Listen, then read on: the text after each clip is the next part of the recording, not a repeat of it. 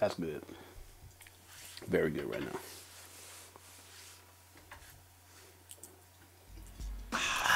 Yep. Yes.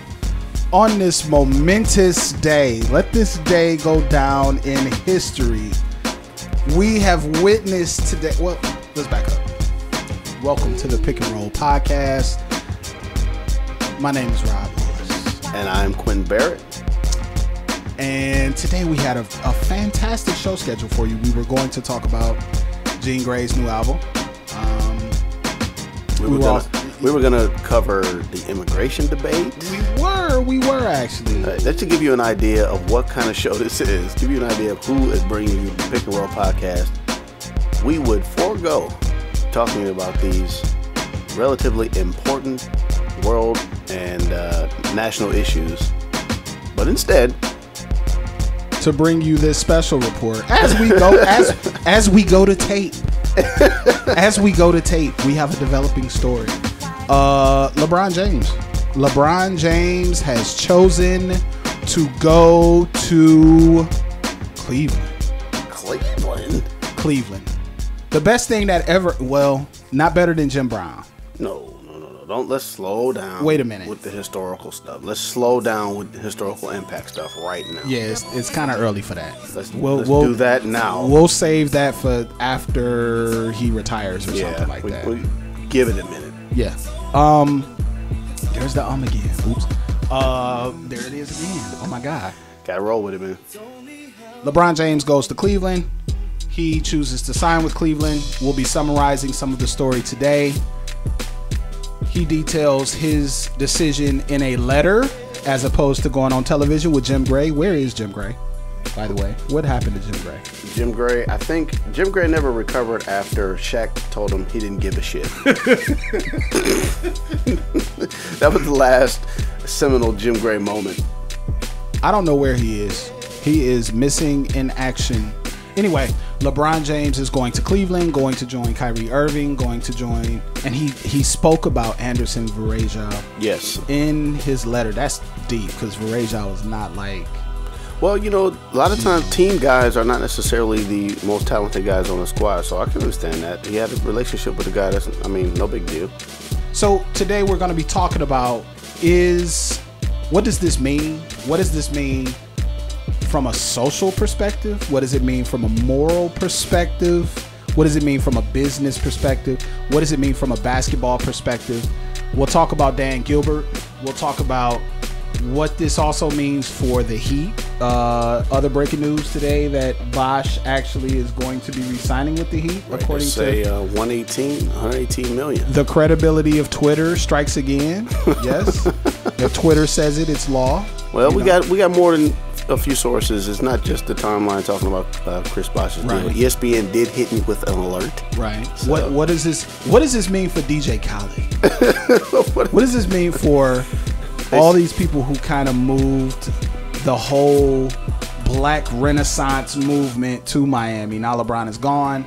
Their baseball team sucks. Their basketball team is not necessarily fantastic either. The Dolphins are the Dolphins. Right. So Florida's in trouble. We'll talk about that a little bit. We'll also talk about free agency moving forward. Maybe we'll get into talking about what music Dwayne Wade is listening to in this car right now. Man, I'm telling you, a lot of 90s R&B. A lot.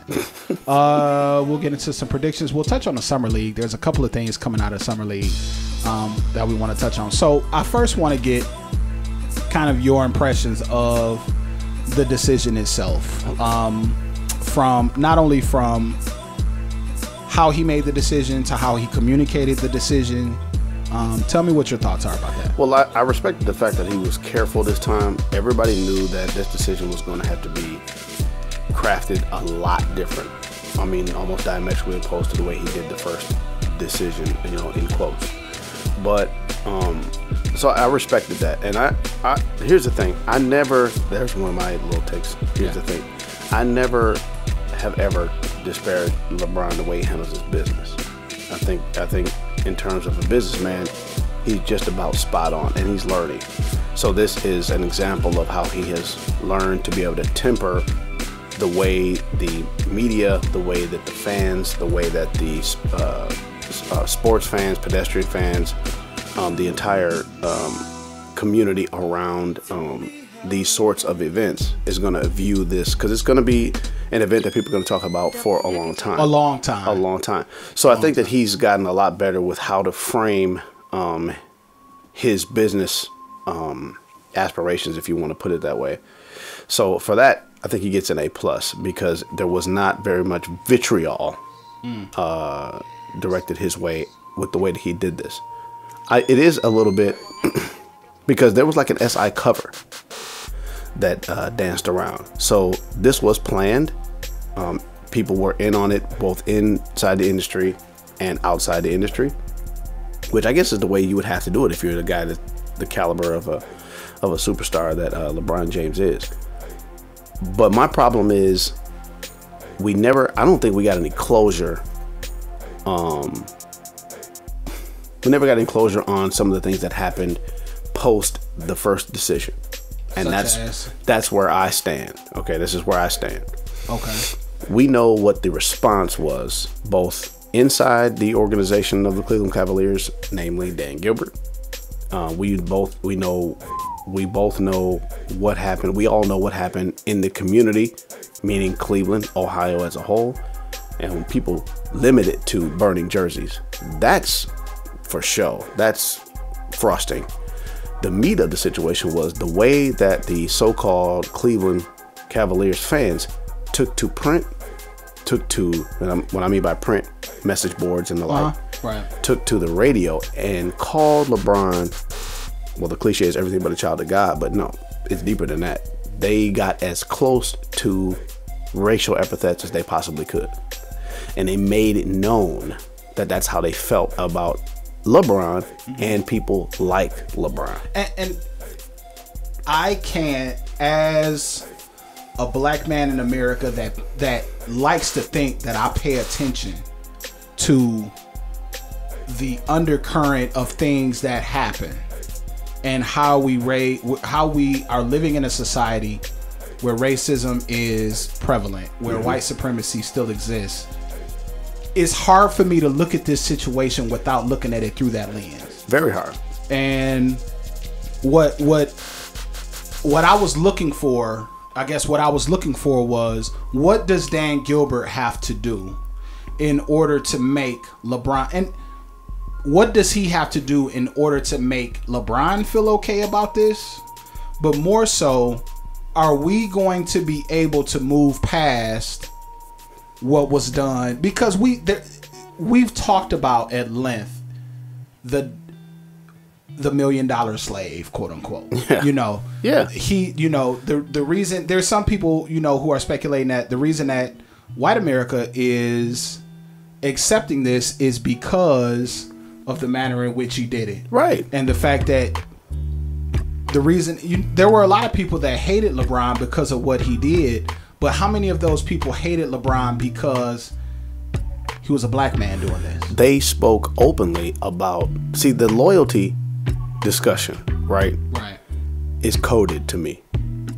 And it is coded namely because of the response that he got, not only from Gilbert, but from the so-called fandom in Cleveland. They didn't necessarily see him as an adult male making decisions for himself.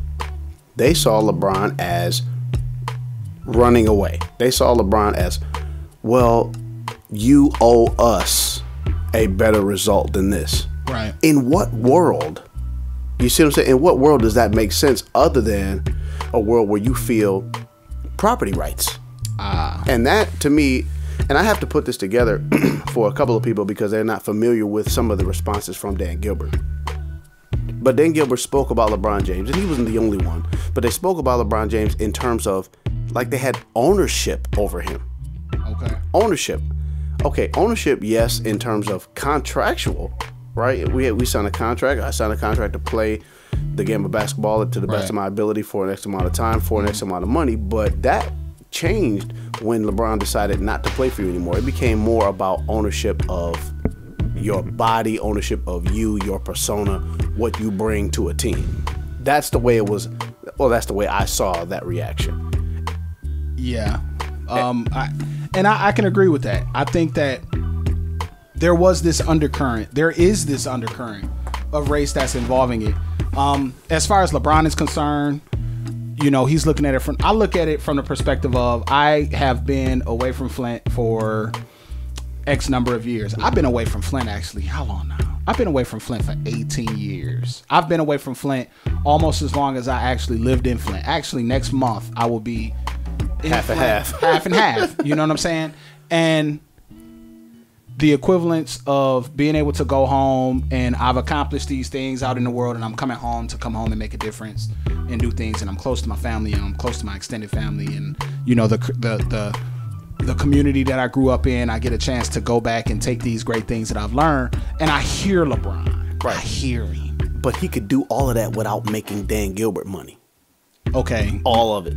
Every last ounce of it. Without making money for a man who went out to the public first to make a mockery of what LeBron meant to that organization. But what does it say that he was willing to forgive him? What does that say in the broader scope of American society? What does it say that the most arguably, other than Barack, maybe more than Barack, he got more bread than Barack? Definitely. Not as much influence, but of course, he's in a free world. Really? I don't know. Well, public opinion, Barack still weighs heavier than what LeBron. Barack is taking L's. This is a sports discussion, right? Yeah, so let's let me chill out. So Barack, LeBron is one of the most influential athletes at the top of his game, clearly at the top of his field, and he showed a willingness to forgive an owner and a city for their misgivings in order to benefit the common good. The common good, though, right? The common good. Now, is everybody in partnership with that effort? No. Cleveland fans want to win because they don't win. One, Dan Gilbert wants a success for an organization that is trash without LeBron. Two, but does he have to win? Yeah, he has to win. He doesn't. I disagree. I'm going to tell you like this. I honestly believe that Cleveland can win 50 games for the next 4 years, go out in the semifinals, go out in the conference. Well, I say the next 3. Okay, win. I don't mean win a ring. I don't mean win a ring. Okay. I mean win games. They're going to win, though. Yeah, they're going to win. Hell yeah. They may not win rings. I mean, I think, you know, and they're early already today. Vegas has been dropping odds. Yeah. About predictions for next year. And the Cavs are at the top. They're 4-1 odds to win. That's silliness. And I think that's ridiculous. I think the Spurs will still be the Spurs. They'll be a year older, but Kawhi Leonard will be better, so on and so forth. I think that the Thunder will be there. We still need to see what the Thunder are going to do in terms of what bringing in Pau Gasol. Right. I like how Mitch McGary is looking. I mean, even if he gives me 15, 20 minutes, I mean, I don't know how much he could contribute, but he's not Kendrick Perkins. It's fun right now. Who else will be there? The Bulls will be there. If Derrick Rose pans out, the Bulls will be there. I mean, True. Indiana is not going to go far depending on what happens with Lance Stevenson. They're not going to go far away, I should say. Right. I use a phrase that is very, very broad, very general, and probably very offensive to a lot of NBA fans. What I use the phrase is they're not in the league. There's only like maybe 4 teams in the NBA, right? And what I mean by in the NBA, meaning day one, first 10 to 15 games, okay, these are the teams that are going to be there at the end. Everybody else is part of the story. But the league is going to be sold, is going to be marketed with 3 or 4 teams, because these are the 3 or 4 teams that have not only the personalities, but the actual talent and basketball acumen to be there at the award ceremony. And who are they?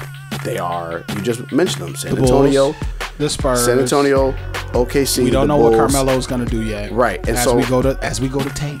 Right. We don't know. Houston, maybe, if they ever figure their lives out. But losing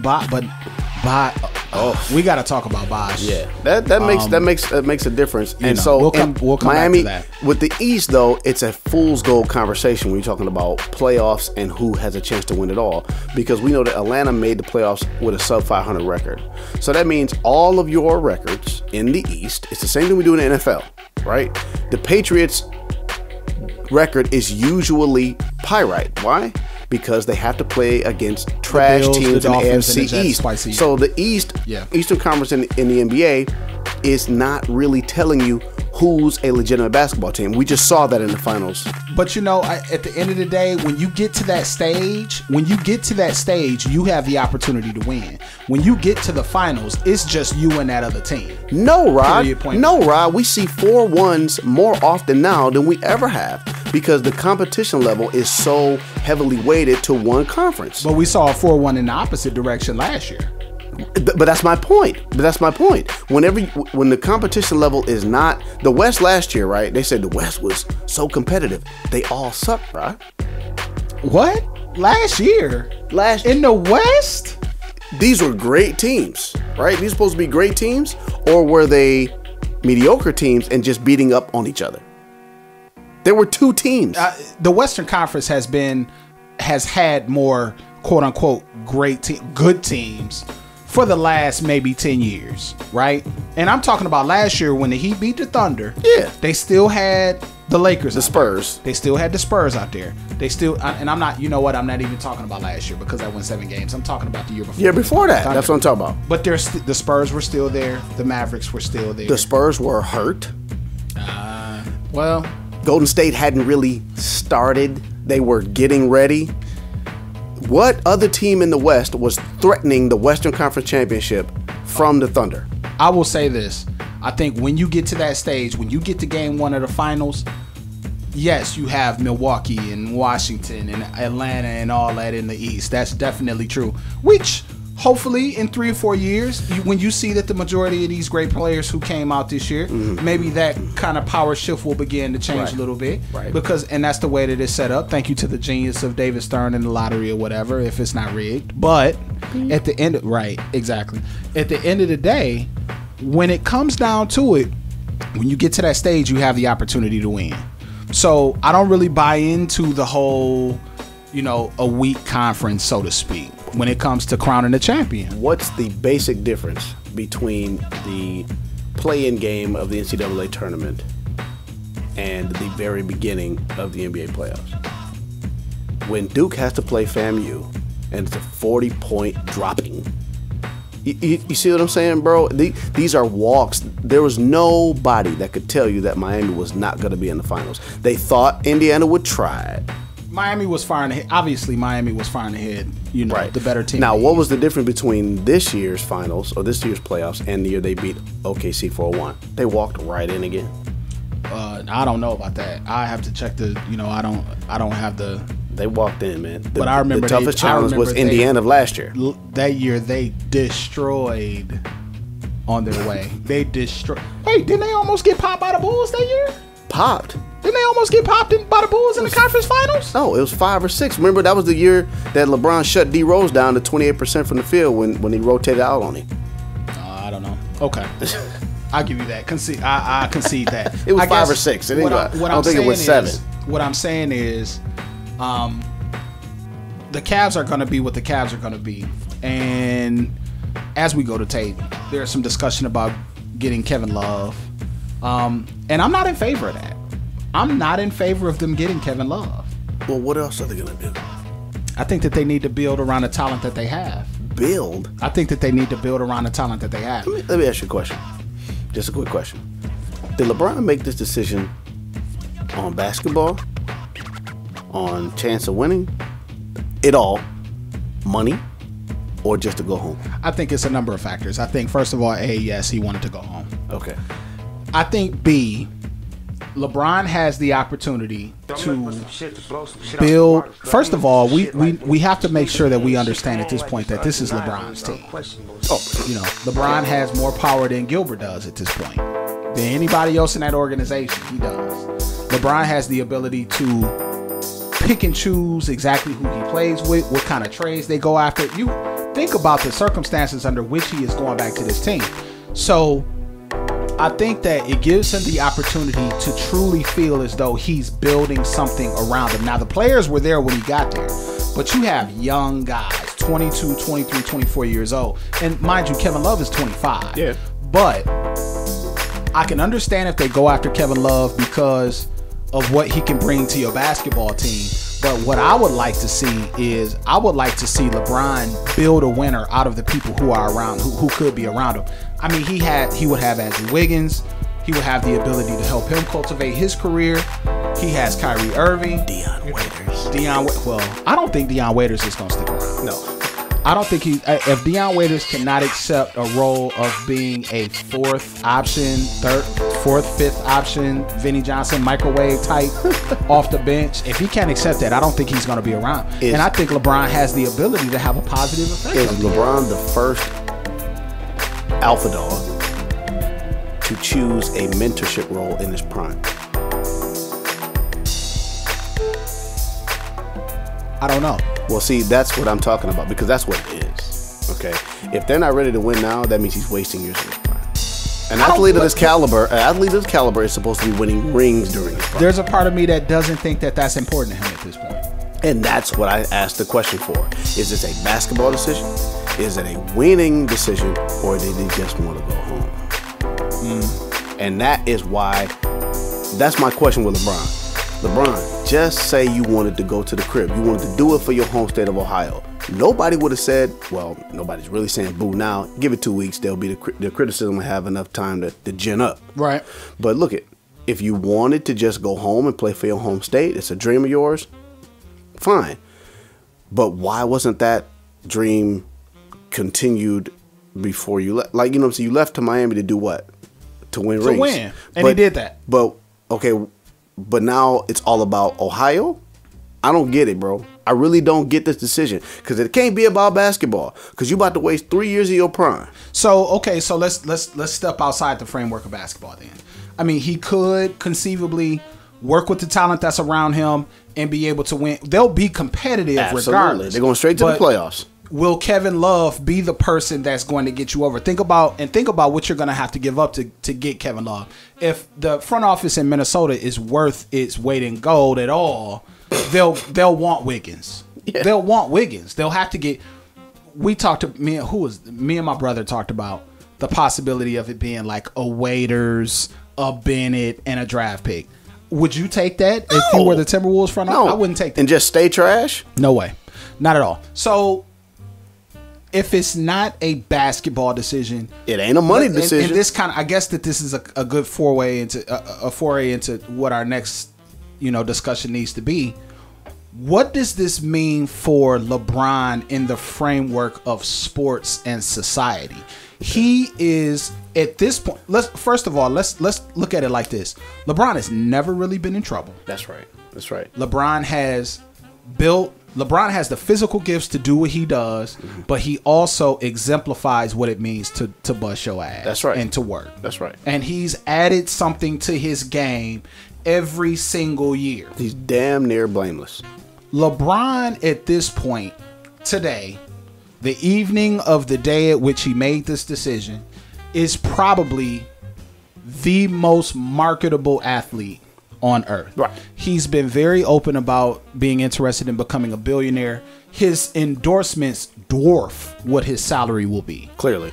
So if this was a business decision, it's funny how most people, when they make business decisions, they're going to large markets. They're going to New York to build their brand. LeBron has a brand. You know what I'm saying? Right. So now he has the ability to not only take his performance on the basketball court, but now he's able to tug at the moral heartstrings of America and say, I gave up all of this to go home. And now he's becoming something different. You know what it is, though? It's the same thing we do in just any other sport. It's the underdog story. It's the underdog story. But you know what happens to the underdog story? It always fizzles out, right? It always fizzles out, right? So many underdog stories it's false, right? I'm a Patriots fan. Oh, right? God. I'm a Patriots fan. And you say that every time. Right? And because it's true. You make that very clear. And you want to know why? Because everybody is. Your classic battles on Facebook about everybody's a Patriots fan, because you say that you like the qualities of these kinds of players and these kinds of organizations. But you come back and hate the Patriots. It's not real hate. Want to know why? Because if it was your squad, you'd be tatted up. In love. Tatted up in love. Everybody is. Drunk in love. Cleveland has the potential to do that. But this is basketball. Okay. This is basketball. And LeBron being just as much of a heavyweight as Tom Brady would ever even dream to be. Just as you would say? Yeah. I mean, in his fever dreams, he'd love to be a bigger star as LeBron James. Okay. However, this is basketball. Being clear about that. This is basketball, dog. Whole different game, whole different environment, and a whole different meaning to the larger community, not just sports community.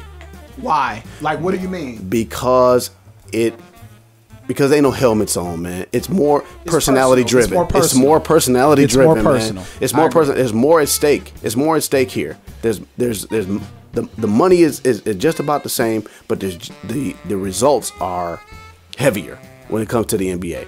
Ask Allen Iverson. Ask Vince Carter.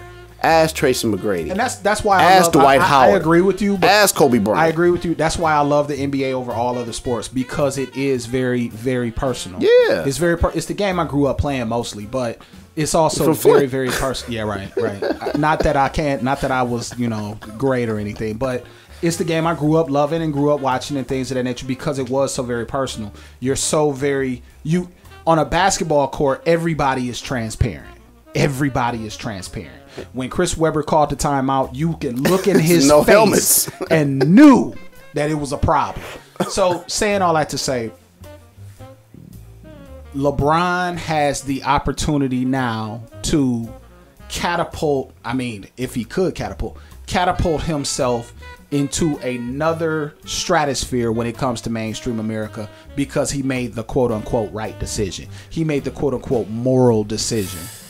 Right, and quote-unquote is the operative phrase, because moral decision is, again, it's a false expectation here, because the people who burned his jersey in Cleveland, if let's say they flame out, they're going to throw LeBron right back under the bus where they got him from. That's the way I don't feel. think so. Dan Gilbert is, first and foremost, a businessman. That man doesn't have a moral compass. You're talking about a guy who benefited off of Quicken Loans, who damn near raped Detroit and then built a stadium in Cleveland. Raped a lot of people. Okay, so how is a good chunk of your business in Detroit, and then you build a stadium in Cleveland, and now Dan Gilbert has been reported to be buying up a lot of real estate, and guess where? Detroit. Of course. That man's a businessman. He doesn't have a moral compass. And so you're expecting him to be in partnership with LeBron in this revitalization of an organization behind LeBron's quote-unquote moral decision. Or revitalization of a region. Bull crap. Right. Bull crap. Because he talked a lot about Northeast Ohio. Yeah. He talked more about Northeast Ohio than he actually did Cleveland. Yeah. He did, but that's where his heart is, because hell, we don't have an emotional connection to the Yoop. To the Yoopers. Right, exactly. There is no connection to the UP. Oh my gosh. I drove to Sault Ste. Marie one time, and it was like a scene out of Fargo. Yeah, that's what it was like. No disrespect. No, shout outs to the UP. Shout out to St. Ignace. I know some folks up there. Shout out to Ironwood. Yeah, we love y'all.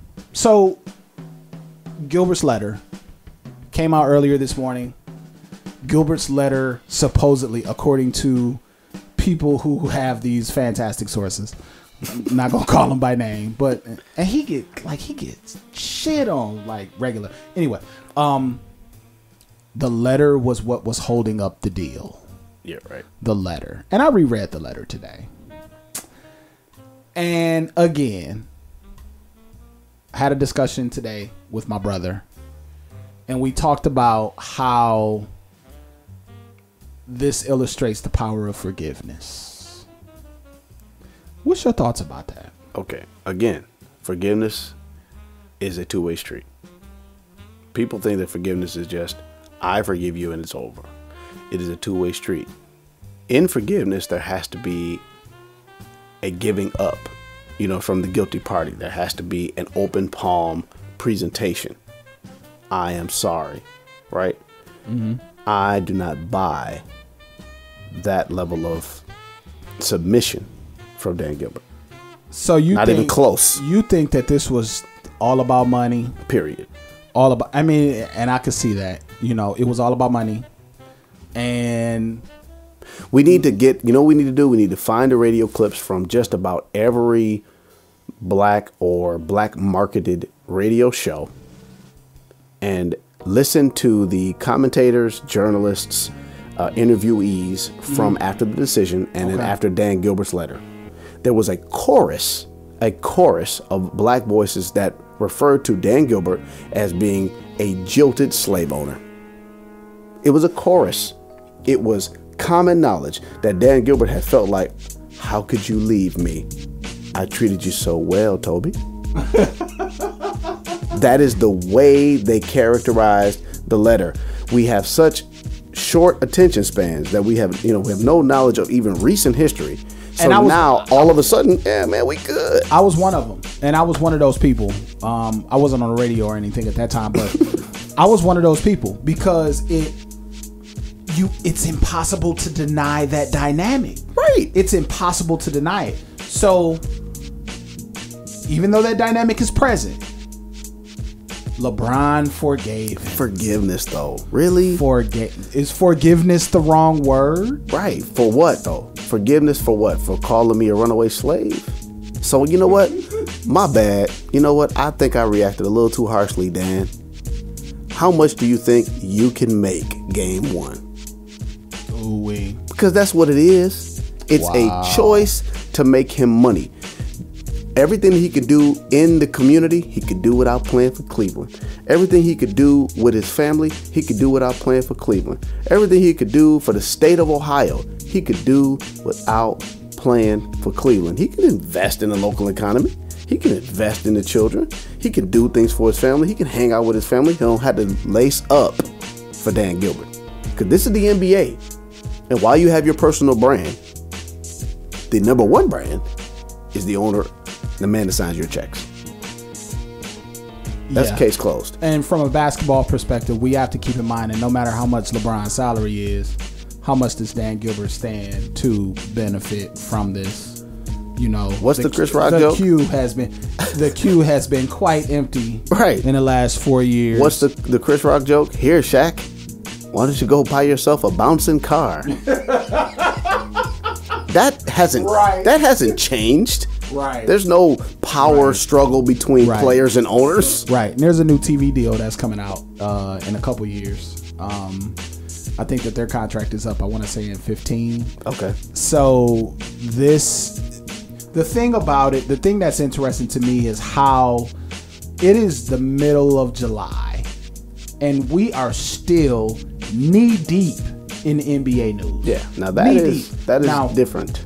August and September will probably be a little bit quiet, but think about how ESPN had the Heat Index. Yeah. They had their own site, and there was these check-ins that were frequent and things of that nature. This is going to be a roving news story for the next week or so. I mean, you got his presser that's going to be coming up pretty soon. Oh wow, yeah. I ain't think about then that. You'll have the rollout of the different free agents and where they go. Now there's a lot of pressure going to be on Melo about what he does. If Kevin Love is traded, yada yada. So this is going to kind of take us up through the All-Star break for baseball. Yep. And right up to NFL training football camp. season. Yep. You know what I'm saying? It's paradise for sports fans. It is. When customarily this was a very quiet time. After the All-Star game, before it was always kind of a dead issue. A dead time in terms of sports news. So it'll be interesting to see what happens between obviously now and kind of as free agency rolls out. But it'll be the media is going to eat up what happens in training camp because LeBron going to be playing this role of teacher? Is he going to be, that's going to be very interesting from a basketball perspective, but from a business perspective, I think that this will have very, very long-standing effect. So LeBron James essentially has, there's no way that he cannot be regarded right now as the largest athlete in American sports, if not worldwide, based on what has happened. Definitely the most divisive, and a lot of times that's all it takes. That's a lot of times all it takes to be most noteworthy impact, influence. All it really takes is to be divisive. And what I mean by divisive is, well, I think he's done a lot to change the civil war about LeBron James with this decision. But I do think there's still that undercurrent. So Miami, this is the problem. The civil war between LeBron fans and not LeBron fans will be over. Want to know why? Because Miami's just a horrible sports town. So they're not going to care in 6 weeks. Because just like they didn't show up to playoff games. Right. And booed him when he boo. Right. Just like they booed him. So Miami is the Webster Dictionary for horrible sports fans for this year. I mean, we've had others before before Miami, but Miami should and probably will show up to be terrible sports fans. They will lose interest shortly, and so we won't get the pull, the pull and push via the radio airwaves, print, TV. We won't get that anymore, and so the anger will drop. So Chris Bosh won't get that love? Do you don't think Chris Bosh is going to get that love? Hell no. That kind of rolls us into, what does this mean for you? What does this mean for D-Wade? What do you think? What do you predict? What do you predict Wade is going to do at this point? Wade essentially has two options. Wade could come back to the Heat. He did opt out of 2 years and $40 million. Yeah. $40 million is $40 million. I don't care if you have $100 million. $40 million is $40 million. But he did opt out. Yeah, he did. He could go back to the Heat for a lesser salary. How much would you sign him for? Don't even ask you that. No, I'm not. Put it like this: he was scheduled to make somewhere between $18 and $20 million this year. The mid-level exception is $5 million. They're not going to do him like that. Nah, I think if he comes back, they will take care of him. What are they paying Granger? What are they paying McRoberts? Good question. That's what it's going to be about. It's going to be a shade above what they paid those guys. It would have to be. They can't pay him Chris Bosh. They have to pay him a shade above Danny Granger. That would make sense. They will have to pay him more than that. Because it's Chris Bosh's contract basically chokes the Heat out for the next 5 years. Yeah, it does. It does. That's guaranteed money. Yeah, that's 5 years. What is it? 5 years. 118. 118. Yeah, that's sick. Yeah, that definitely hamstrings you. You definitely have to play with things like and still try to stay under the luxury tax. Yeah, because I know they've been kind of dancing around that. I think what's scary about that whole thing is they're in for some down years. I mean, if they're paying Chris Bosh this amount of money and Chris Bosh is turning towards 30, I think he's 30, 31 or something like that.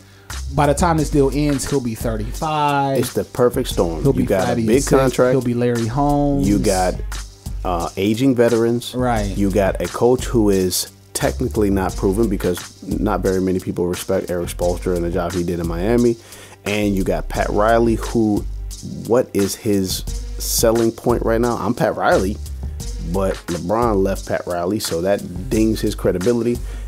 So, and then you got Miami, who has a sometimey fan base who boos their defending two-time champs in the finals. Yeah. If I'm a free agent, do I really want to go? I mean, Miami is dope to go hang out in, but do I want to play there? Yeah. Yeah. Yeah, I don't know. This is my prediction. My prediction is Bosh will play 3 years there and then get traded to the Knicks. That's what I think it's going to happen. The land of the misfit toys. The land of the bad contracts. The Jerome James contract. You remember the Jerome James contract? Oh, boy. Oh, my God. Anyway. Oh, boy. So, yeah, Chris Bosh going back to Miami. Miami is still working on getting Wade. Carmelo is talking about the Knicks and the Bulls, and the Lakers are out, allegedly. Yeah. Better basketball decision for Carmelo. Better basketball decision is to go to Chicago. But like I said before, it's about Melo. Melo has to understand that this is Derrick Rose's team. That's number one. He has to understand that Tibbs is that style of coach, and he is not walking away. He's not going to walk away from his style of coaching just because Carmelo don't deal with it. I'm going to tell you like this. I'm worried about Derrick Rose. I'm worried about Derrick Rose. I'll be worried about Derrick Rose until January. That's what I will. If Derrick Rose comes black, If Derrick Rose comes back, plays 31 out of 31 games, and even if he's able to give me 20 and 7, Yeah. I will say, okay, everything is okay. I'm not a fan of his game. Why? What? Because I don't think it's championship basketball. But we talked about that before. I've never believed, and just from a basketball perspective, just from an NBA basketball perspective, I've never believed in a point guard being the focal point of your scoring. No. I've never been a fan of that. Even when Isaiah was with the Pistons, I've never been a fan of that because it is the point guard's job to distribute and get others involved in the offense. CP3, to me, is the quintessential point guard in the NBA right now. I love Russell Westbrook's game. I love his athleticism. I love the fact that he can dominate. But CP3, the way he approaches the game, I think is what we should be looking to. Yeah. Even Steph Curry, who we know can go for 50 tonight. You know what I mean? He still looks up first. Derrick Rose is just all Derrick Rose, everything. And penetration. And I'm just not a fan of his game. His J has definitely gotten better, but it's all about penetration. And I don't know. I like to see what happens if you put shooters around Derrick Rose to that degree. Because when Derrick Rose was at the height of his game, he had to carry that team offensively. So I'd like to see what will happen if he has some other scorers around him. But, hopefully we'll see. How do you close those 4 or 5 minute gaps without scoring? How do you do that? Right. We still haven't heard anything from Lance Stevenson. We know he rejected the Pacers deal. Yeah, he need to make a choice. I think he's going back to the Pacers. I think he's going to take the Pacers deal. Think so? Crawling back? You see? Yeah. And that changed the team. We were singing Keith Sweat earlier. So I have to go back like Keith Sweat. Boom, boom, boom, boom. I'll be living a life, baby. Yeah, the Pacers are probably going to be the most interesting team to follow this season because they're in such shambles personally. We'll see what happens to. They're going to fire the coach, by the way, too. They're going to fire Vogel? They're going to fire him. I like Vogel. The coaches go first. Yeah, that's true. Go first. And here's another thing, too, before we end this. LeBron James just cost NBA coaches tens of millions of dollars. Why? Because he just won back-to-back championships with Eric Spoelstra, who is, like I said, quote-unquote, unproven. Okay. Who is the coach of the Cavs? Case closed. Case closed. And so everyone is discussing success in Cleveland without even mentioning the coach. Why? Because he's not the coach. LeBron is going to be the coach. Right. Like Peyton Manning was the coach of his team. Bro. Peyton Manning ran what was happening on the floor. I think LeBron is going to do the exact same thing. But again, you're costing me money, dude. Because you know what that means? If I'm a NBA owner, I don't have to bring in a big name coach. I can bring in a guy that can just kind of. I can bring in a guy that can just sit in the seat and wear the suit. I can see my dad coaching the Cavs. My dad would be like, Pat, get a ball to LeBron now, or come sit down. He take away all the dry erase boards off the sideline. Right, pass the ball to LeBron. Doug Collins said it when they was playing the Pistons. Yeah, he did. The play was get a ball to Mike and get out of the way. That's the play. That's all the play. But this is what I'm saying. He just cost him a lot of money. A lot of money. Because you're not that valuable anymore. Sure. All I need to do is secure the superstar. And I have guaranteed success at least to a certain point. I may not necessarily have championship success every season, but look what they did in Golden State. Look what they're doing. I mean, just across the league. There's only, we only got one coach that we deem legendary in the NBA right now? Popovich? Is there any other legendary coaches that we set aside and say, okay, that's coaching? Are there any legendary coaches in the big three right now? Baseball, basketball, football. Yeah. In football, who's a legendary coach? Bill. Okay. Bill Belichick. I give you Belichick. Who else? Cowher isn't coaching. No, he's not. Dungy's not coaching. No, he's not. Who's the coach of the Lions right now? Jim Caldwell, who is a Dungy product student. How long does Caldwell have? He's got 3 years. He's got 3 years. That's the battery of an NFL coach. How long does Stan Van Gundy have? I think Stan Van Gundy has 4 years. Well, with Detroit sports fans, it'll depend on who we draft. And I say we because when next year? Yeah, it'll depend on the draft. They'll hold on if Detroit won't be a lottery team next year. They won't. They'll find somebody to take Josh Smith. Which is a perfect segue into talking about. We're just gonna finish the show today by talking a little bit about Summer League. I don't know how much Summer League you've been watching. A little bit here and there. I've watched a little bit here and there. I have too. I did watch some KCP like you told me. Tonight, as we speak, Andrew Wiggins is having his first game, so it'll be interesting to see what he does in Vegas. People sticking out. I have been obviously watching a lot of the Pistons. Marcus Smart. Yeah. Marcus Smart is looking okay. Yeah. He looked just as strong as I thought. Just as physically strong and imposing as I thought. I told you Stucky. Yeah. Well, yeah. I told you Stuck. That's who he reminds me of. I'm sorry if you disagree. That's who he reminds me of. KCP been lighting it up. He got that pop, bro. He got that. Like, you know when you see like a boxer you don't know about, and that right hand, like it's crisp.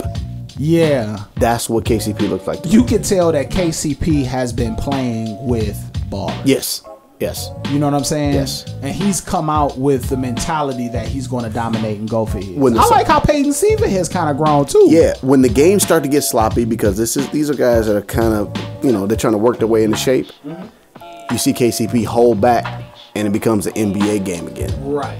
Yeah. Kind of like Reggie Jackson looked last year. Yeah, and everybody was so excited to see him. So polished. Oh my God. Everybody was so excited to see Reggie Jackson. Man. I like what Oladipo is doing. Okay. I like what Mitch McGary is doing.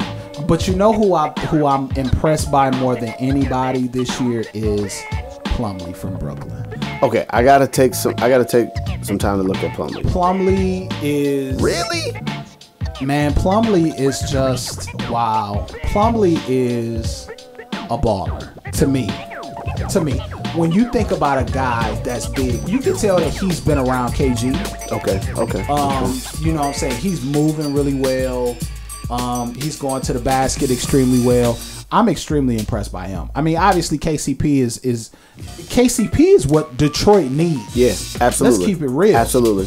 If they can get some stability at that guard spot, while you have Brandon Jennings, the King Jacker, the King Jack. Funny. You call him the Jack. You remember you used to say somebody was jacking. My pops call him Will Shoot. Will Bynum and Will Shoot. Will Shoot. Then you have Josh Smith, who's erratic as he is. If you have that steadiness that's there, yeah. Oh man, that's exactly what they need. I'm a little offended right now, though, bro. Why is that? I mean, you got all this analysis, Marcus Smart, KCP, Seba, and everything, but you haven't offered any expert analysis on Brian Cook. Anyway, Nerlens Noel 2. Brian Cook. Brian Cook is Terry Mills all over again. 3 Mills. I'm speechless. Don't even bring him up. Nerlens Noel, anyway. Nerlens Noel is looking very long. Pause. Okay. Very athletic. I'm anxious to see what he does with Michael Carter Williams. They'll still be in the lottery next year. Yeah, they will. But you know what I'm saying? Like I said, Michael Carter Williams is the truth, man. I don't care what nobody say, man. Things are definitely looking up for them as well. So Las Vegas started today. You got like Dallas and the Knicks playing, and the Cavs are out there. So it'll be interesting to see what's up with that. So we'll be covering that next week too. Hopefully next week we can go back to talking about some hip hop. We'll have an album review for you next week. We may get a chance to talk about some. I want to talk about Shmoney Shmurda. You want to talk about that? Yeah. I want to talk about how this is happening right before our eyes. Yeah. The cosigns are rolling in. He looks like Lil Zay from City of God, by the way. I do want to say that. Out in the open. The young one, yeah. Yikes. Yeah, but I want to talk about that. I want to talk about. We'll talk more about hip hop and things of that nature next week. But we really have to center in on today's story because today's story was so absolutely mind blowing. I mean, but you would be lying if you said that if you thought that that's not what was going to happen. Yeah. What would all of this pageantry have been for if that was not what was going to happen? Nah, I disagree there, Rod, because it would have been the same pageantry going back to Miami, bro. They would have had a parade. No. Miami is king of pageantry. No way. Are you kidding me? This is like New York City. Why would this have not? This would have been a lot cleaner and a lot sooner. No way. If he was going to Miami. No way. What did it benefit him if he intended on going back to Miami? What benefit would it have been to him to even drag it out this long? Rod, D-Wade and Chris He wasn't going to Phoenix? They opted out a week later, bro. He wasn't going to Phoenix? No, you can't just come back and say, oh, yeah, never mind. So LeBron knew what he was doing. Yeah. It's all calculated, from man. From the gate. Listen, man. But so why? I mean, when he opted out. Yeah. I don't know whether it was you and I that talked about this. When he opted out, I said he was leaving. No way. Do you remember the narrative? Do you remember the narrative at the very onset of him opting out? No. It was freeing up money to get talent in Miami. That's what the narrative was saying. I didn't believe it. That was the narrative. I don't believe it. I never believed it. I did. I never believed it. I did. I did not believe he was going to Cleveland, dog. And I'm still I don't know. Maybe shock. I need to go back and listen to the shows before this week. Maybe I'm lying. I don't know. But when my thing is, after going through what you went through, after going through and doing what you did, why would you do anything? What did he do? He just opted out and then kept quiet. He regretted going public with his decision. You mean to the last one? Yeah. Yeah, but I'm talking about right now. All he did was opt out and keep quiet. LeBron ain't said diddly. LeBron going to Rio de Janeiro tomorrow. Right. You remember when Jay-Z was like, I'm going to Japan tomorrow. Yo, who is the camera crew that's going to get footage of that? Listen. Anyway, I'm going to tell you like this. We'll see what happens in the next week. Next week, we'll be back to cover more about free agency. Indeed. Talk about where Carmelo goes and all that stuff. If Kevin Love gets traded, please trade Kevin Love. Please. He said he doesn't want to be there. Do something about it. It's that simple. Let it go. This has been the Pick and Roll Podcast. As always, you can follow us at PAR Podcast. I was supposed to say that in the beginning. Yeah, well.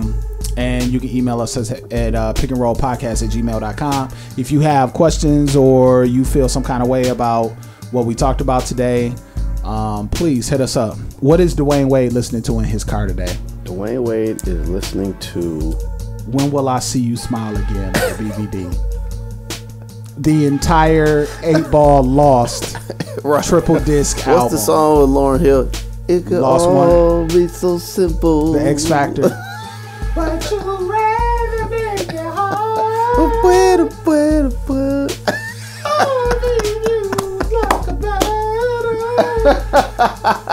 Right.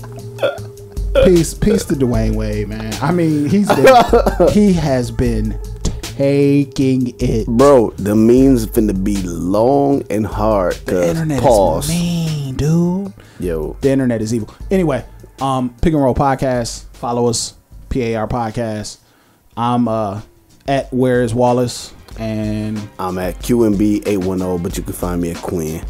For sure. Shout outs to computermusicacademy.com. Shout out to thecollie.com. Absolutely. The Tunnel. Shout out to negroswithapodcast.com. Yeah, right. Right, that's a beautiful name, by the way. Shout out to everybody. Shout out to everybody who didn't get LeBron James today. Good luck. Shout out to the Pistons not having a draft pick this year, other than Spencer Dinwiddie. But that's it. We'll see you next week. Pick and roll.